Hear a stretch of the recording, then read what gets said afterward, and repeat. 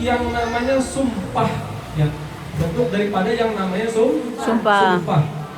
Al-li'an diambil dari kalimat al-la'an, la'ana. Ay mustaqun minal li'an ay al-ba'du.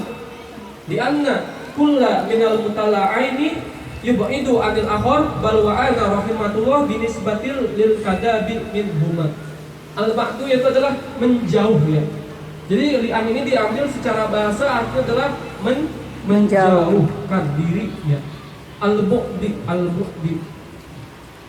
Wa syar'an kalimatun mahsusatun ju'ilat hujjatan lil muttari ila qadbi man laqaha firasyahu wal haqul al-arab bihi. Jadi gampangannya, li'an ini adalah sesuatu kalimat yang dihujahkan daripada yang namanya seorang suami terhadap istrinya dikarenakan istrinya itu telah melakukan penyelewengan atau melakukan hubungan intim dengan laki-laki lain. Nah, disumpah. Jadi sumpah ini jatuh setelah yang namanya talak, ya.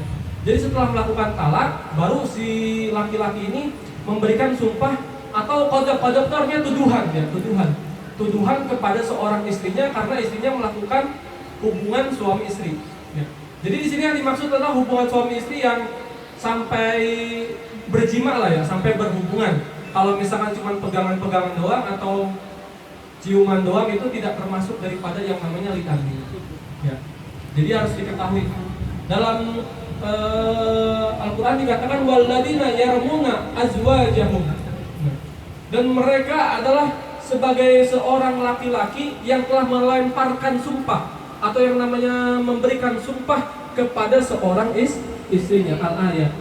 Wasababu nuzuluha anna Hilal bin Umayyah qaddafa zaujatuhu inda Rasulullah sallallahu alaihi wasallam bisyiriki bin bitaqdimil ha'i alal mimi ma'al maddi kama huwa as-shawab wa in waqa'a fi ibarah ba'duhum. Nah, jadi ayat ini turun dikarenakan adalah sahabat yang namanya Hilal bin Umayyah itu telah memberikan qadzaf kepada yang namanya zaujatuhu, yaitu kepada istrinya, ya. Yang waktu itu disaksikan oleh Rasulullah Sallallahu Alaihi Wasallam. Seperti itu. Jadi intinya ini adalah sumpah yang diturunkan oleh seorang suami terhadap seorang istrinya dikarenakan istrinya telah melakukan pelanggaran yang berat atau katakan selingkuh lah, ya, selingkuh. Nah, seperti itu. Terus arkanul li'an. Arkanul li'an salah satu mutala'inani wasigotun. Nah, daripada yang namanya rukun-rukun li'an itu ada 3.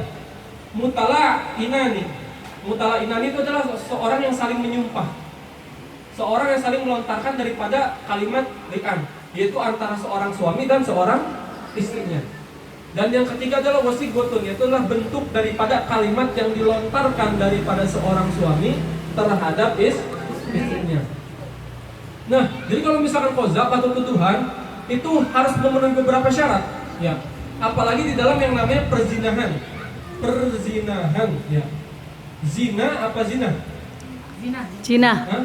Zina apa zina? Zina. Zina. Oh, zina. Zina apa zina? Nah, perzinaan, ya, perzinaan yang terjadi itu harus dihadiri dengan yang namanya 2 orang saksi. Bahkan ada yang mengatakan 4 orang saksi, yang dimana seseorang saksi ini bukanlah terdiri daripada orang yang fasik. Orang fasik itu apa? Orang yang tidak pernah melakukan dosa besar dan jarang melakukan dosa kecil. Itu adalah orang yang fasik, yang dimana perkataannya itu dipercaya oleh orang lain. Nah, jadi kalimat sumpah ini memang asikoh, ya. Jadi seseorang itu dinilai itu dari kesikohannya, dari kepercayaannya, dari rasa dia itu mempengaruhi atau rasa dia itu dapat dipercaya oleh orang lain, ya. Ada orang tersebut itu adalah orang yang dapat dipercaya, orang yang dapat dipercaya. Kalau orang dapat dipercaya, meskipun dia itu ngomongnya itu tidak masuk akal atau tidak di luar akal sehat, pasti karena orangnya itu adalah orang yang dapat dipercaya, maka kita percaya dengan omongannya. Seperti kata Nabi Muhammad SAW waktu di dalam satu riwayat, Nabi itu ketika mengumpulkan orang-orang, beliau itu sebelum yang namanya berdakwah, beliau itu ngomong begini, apakah saya itu termasuk orang-orang yang dapat dipercaya? Lalu seketika itu orang-orang pada berkata, iya, engkau adalah orang yang paling dipercaya untuk saat ini. Apakah ketika aku mengatakan bahwa saya di balik bukit ini ada seseorang atau ada pasukan yang siap menyerang, apakah kalian akan percaya? Maka seluruh orang itu berteriak dengan semangat, dengan lantang, dengan kompak mengatakan, iya.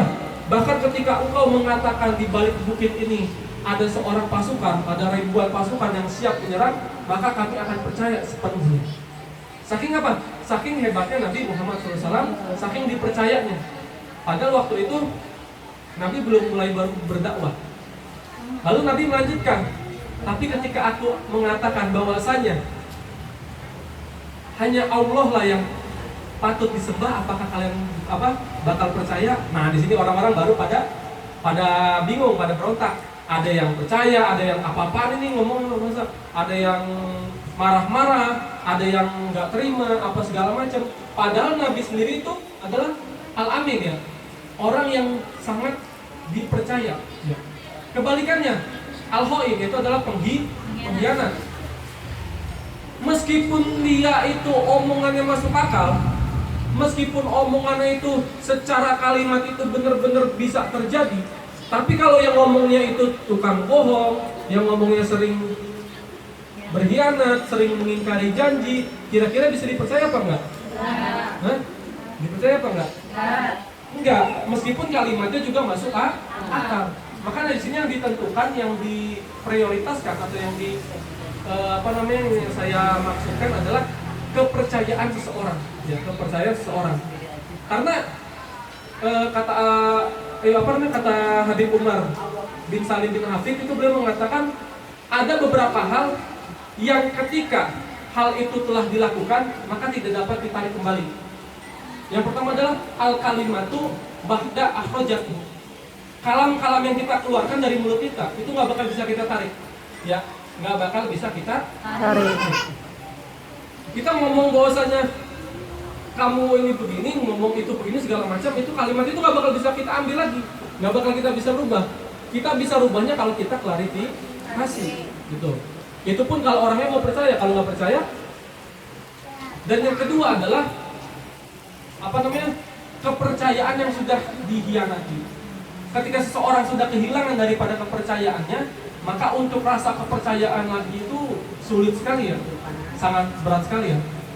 Kalau kita punya utang sama orang lain, terus kita ngomong, bosnya bakal gantinya tahun depan, ternyata pas tahun depan kita nggak bayar, kira-kira kepercayaan kita nambah apa berkurang? Berkurang. Begitu pula yang namanya kepercayaan seseorang, sebisa mungkin jangan sampai dihancurkan, sebisa mungkin jangan sampai dihilangkan. Ya. Kalau misalkan seseorang itu dihilangkan kepercayaannya, maka orang lain nggak bakal percaya lagi sama kita, itu nggak bakal mau lagi, seperti itu. Terus yang namanya masalah fasik ini ya, yang namanya masalah fasik. Orang yang fasik adalah orang yang benar-benar dapat dipercaya. Jadi itu pernah ada perbedaan pendapat ya daripada yang namanya ulama-ulama, khususnya sekitaran Indonesia. Apakah orang-orang Indonesia ini dikategorikan fasik atau dikategorikan yang namanya al-amin atau yang dapat dipercaya atau orang sikoh?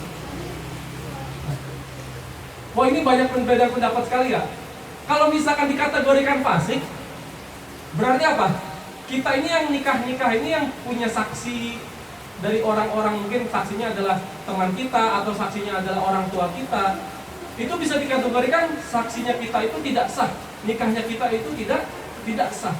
Karena apa? Saksinya adalah orang fasik. Maka bakal repot kalau kita menghukumi orang-orang Indonesia itu kebanyakan adalah orang-orang yang fasik. Sejatinya orang-orang fasik itu adalah orang-orang yang dia itu bukan yang sering intinya orang fasik itu tidak pernah melakukan dosa yang namanya dosa besar dan tidak terus-menerus melakukan dosa kecil. Ini secara ininya aja, secara gamblangnya. atau secara gampangannya adalah orang yang dapat dipercaya omongannya secara psikohnya itu gampang dipercaya. Kalau misalkan kita di zaman sekarang ini mungkin sedikit sekali ya orang yang dapat bisa dipercaya itu. Paling bisa dihitung pakai hitungan jari lah ya, nggak sampai yang banyak-banyak banget. Ngakunya selama kampanye pengen memakmurkan rakyat, tetapi yang dimakmurkan ternyata dirinya sendiri sama keluarganya. Nah ini kan yang apa ya, sangat kita sayangkan. Baik, lanjut.